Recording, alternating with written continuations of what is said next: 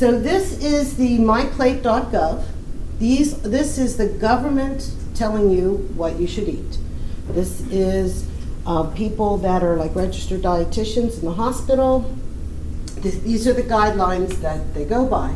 And this has really improved over the years. It used to be, if you remember the old pyramid that Mark showed you, that half your plate was grains. And now we're sort of shifting that a little bit. What we're going to show you today, and why I asked you to go to Harvard, we've been using a lot of resources for med chefs. One is the Harvard website. And Harvard developed its own healthy eating plate. And so I'm just going to spend a few minutes to show you how Harvard's healthy eating plate is a little different than the government's eating plate. So for one thing, the Harvard plate has on oils. Myplate doesn't even mention healthy fats. And we know that, our bodies need protein and oil, protein and fats. It really doesn't need any carbs at all, because proteins and fats get metabolized to glucose. So you could really live. I mean, you wouldn't be a very happy diet to only eat fats and proteins, but metabolically, our bodies don't need carbohydrates to survive. So the Harvard plate mentions limiting butter. Doesn't say eliminate butter, okay, because butter's some saturated fat, and I know Mark talked about that. Of course, we all know now that trans fats are bad, and Dr. Now is actually going to address the trans fat issue in his oil talk. And it talks about healthy oils, like the olive oil is in the Mediterranean diet. And later on in the semester, we're going to break out all these different diets and talk about them. But it's generally conceived that olive oil is a very healthy diet. Beverages. Again, healthy plate has only dairy, and the Harvard plate has a glass of water. It talks about that water is our preferred beverage. Do you ever ask a patient how much water they drink? They go, well, I had 3 cups of tea. No, I said water. Well, then I had that coffee. No, I said water. Well, then I had 3 sodas. No, I said water. So people forget water. You need to be drinking water. Now, it says, the Harvard plate says 2 servings of milk per day. It does specifically say limit juice, because now we are all on the bandwagon that if you bang for the buck, an orange, solid orange, is better than 8 ounces of orange juice. So we're going to talk a little bit about glycemic load in a minute. It does say unsweetened tea and coffee are fine, but they don't count towards your water intake. Thirdly, on the grains. Again, myplate.gov doesn't specifically say anything about grains. It was modified after it came out to say, well, can you make half your grains whole grains? The healthy eating plate goes a step forward. It gives you an example of some healthy grains. It talks about limiting refined grains. So one thing that's hard for people when you're advising a diabetic, to watch the carbohydrate, they go, well, I don't eat any sugar. Well, what kind of bread do you use? 2 slices of white bread.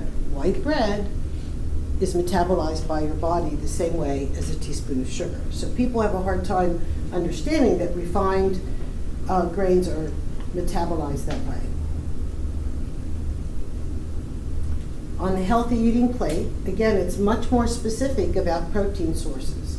It's actually asking consumers to think about fish. It mentions having beans and nuts as protein sources. And it does say limit red meat. No one is saying you should avoid red meat. It's just saying red meat should be a choice. It shouldn't be an everyday thing. So it's those kinds of concepts that we're hoping that you'll be able to get. Fruit.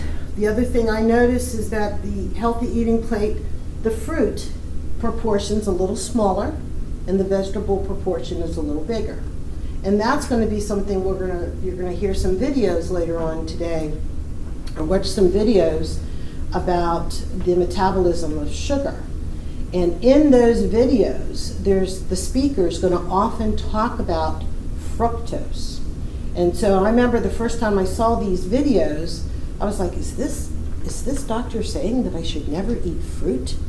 And I'm going to talk about fruit in a little minute, but the one thing is that fructose in a whole fruit is totally different absorbed by your body than the fructose that might be added to candy or baked goods and those kinds of things. So we're going to talk about that concept in a little while. And the other thing about the fruits is it specifically says all colors, variety, rainbow. And you'll see when Dr. Michelle and I talk about fruits and vegetables that the concept is you eat something from every color because each color has a different benefit. A lot of times when you ask patients, I'll say, do you eat fruit? They go, I eat apples. Will you do anything else? I eat apples. Okay, apples are good, but can you try something from maybe the orange group? And then you might have to suggest something. So eating the rainbow is a big concept. The other thing that's different with the Harvard plate is it specifically mentions that vegetables don't count as potatoes don't count as a vegetable. We know potatoes are vegetables, but they are metabolized more like a starchy grain. So I counsel patients that if you're going to have, your baked potato, then that substitutes for your healthy grain at that meal, and then you should still have one of the rainbow vegetables on your plate. The Healthy Plate also has the Stay Active logo, basically helping us all understand, as Mark said, that lifestyle changes are diet and activity. So again, it's just a reminder that we keep moving, and that's been a very important part. Biking has been my way to move. I'm going to mention here real briefly, I asked you guys to read about glycemic load and glycemic index. So again, when I learned about it in 1998, they talked only about glycemic index. And they took 550 foods, and they took 50 grams of that food, and then they measured how much and how quickly the blood sugar would go up with these foods. And that's how they came out with the glycemic index. The glycemic load is just a little bit different in that it takes the glycemic index and then it times it by a typical serving, how many of those carbohydrates are available. And the glycemic load might be different. Now you can Google the internet and find gazillion glycemic indexes to look at. This is one of the simpler ones. And this might be a good one that we can laminate in the clinic to help you teach your patients. So if you look at the glycemic index, for example, of a banana and potato chips, they both have glycemic indexes of the low 50s. But then if you figure out how many, that handful of potato chips has 114 grams of available carbohydrate, where that one banana only has 27. So their glycemic index is the same, but the amount of available carbohydrate in that serving is what is so different. So that when you look at the glycemic load of a banana is 14, glycemic load of a handful of potato chips is 30. So you need a mid-afternoon snack, and you're someone like myself who is carbohydrate intolerant, it's better for me to pick the banana. If you want to get even more tweaky, you look at things like a banana and watermelon. So watermelon has a much higher glycemic index than a banana. It's 72. However, you have to eat so much more watermelon to equal the same glycemic load of a banana that it'd be very hard to do at one sitting. A simple serving of watermelon, because it fills you up because it has so much water, its glycemic index is only 8. So I think if you can, wrap your head around these two concepts and then help explain them to your patient, that would be great.